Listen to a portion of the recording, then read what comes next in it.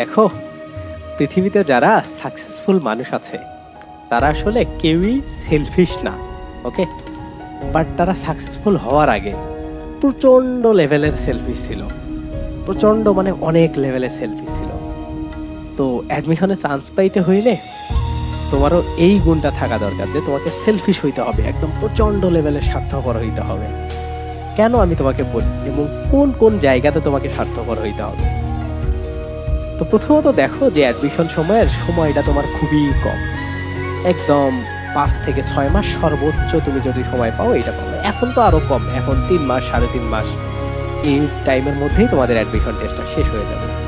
তো তোমাকে কেন সেলফিশ হইতে হবে পরে যদি তুমি সেলফিশ না থাকতে চাও? তোমার অ্যাডমিশন প্রিপারেশনের সময় সময়গুলো কোথায় কোথায় নষ্ট হয় বলো? ফেসবুকিং করতে গিয়ে, বন্ধু বান্ধবের সাথে আড্ডা দিতে গিয়ে, একটা গল্পে বসে গেলা বিভিন্ন জায়গায়, তুমি বিভিন্ন ম্যাচে থাকো, তারপরে তোমার বন্ধু বান্ধবের সাথে কোচিং করার পরে সবাই মিলে গল্পে বসো, এই জায়গাগুলোতে কিন্তু তোমার টাইম নষ্ট হয়, মানে যখন তুমি আড্ডা দাও আর কি। এই